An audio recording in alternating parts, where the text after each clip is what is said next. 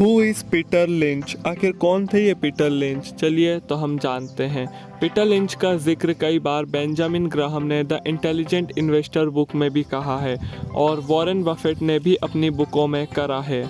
और अगर आप ये नहीं जानते हैं कि बेंजामिन ग्राहम और वॉरेन बफेट कौन है तो आप हमारी प्रीवियस वीडियो देख सकते हैं। पीटर लिंच जब 11 साल के थे जब ही उनके फादर एक्सपायर हो चुके थे। अब पीटर लिंच को अपने परिवार का पेट पालने के लिए उनको कई सारी जॉबें करनी पड़ी, जिसमें से वो एक गोल्फ में केडी की जॉब करने लग गए, जहां पर कई सारे अमीर आदमी आते थे और स्टॉक मार्केट रिलेटेड बातें करते थे। तभी पीटर लिंच घर पे जाते थे और सोचते थे कि मुझे भी यह काम करना चाहिए। तभी पीटर लिंच ने सोचा कि अब मैं भी यह करूँगा और उन्होंने थोड़ा बहुत पैसा लगा के थोड़ा बहुत प्रॉफिट कमाया, जिससे उन्होंने अपनी कॉलेज की फ़ीस भरी। पीटर लिंच कंपनी एनालाइज में इतने माहिर हो गए कि उनको एक म्यूचुअल फंड की तरफ से जॉब ऑफर हुई और इस म्यूचुअल फंड का नाम मैनेजिंग द मैगेलन फंड था और धीरे धीरे वो इस म्यूचुअल फंड के मैनेजर बन गए। और आपको तो पता ही होगा कि सन 2000 में एक बहुत बड़ा मार्केट क्रैश हुआ था, जिसमें कई सारे अच्छे इन्वेस्टरों और कंपनियों का दिवालिया निकल गया था। पर ऐसे टाइम पे भी पीटर लिंच ने 29% का प्रॉफिट सभी कस्टमरों को कमा कर दिया था।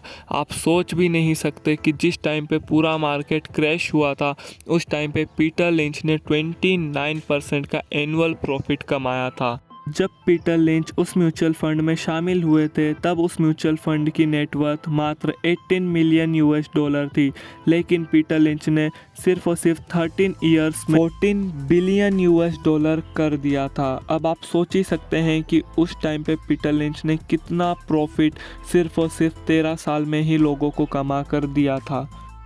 और जब पीटर लिंच 46 ईयर के हुए तब उन्होंने उस म्यूचुअल फंड से रिटायरमेंट ले लिया और फिलैंथ्रोपिक एक्टिविटी इन्वेस्टमेंट के बारे में बताने लगे।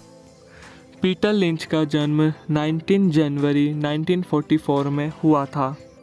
पीटर लिंच की नेटवर्थ टोटल 450 मिलियन US से भी ज़्यादा की है, बट ये तो एक प्राइवेट और ऐसे ही सिंपल में है। इनकी एक्चुअल नेटवर्थ तो 10 से 20 बिलियन US से भी ज़्यादा की है।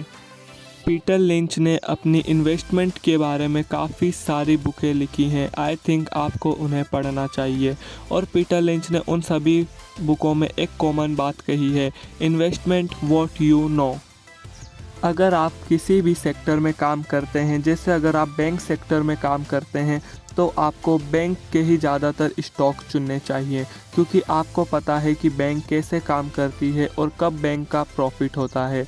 तो उस चीज़ में आपसे अच्छा कोई नहीं जानता है, इसीलिए आप वही स्टॉक चुनिए जिसके स्टॉक के बारे में आप ज़्यादा अच्छे से नॉलेजेबल हो।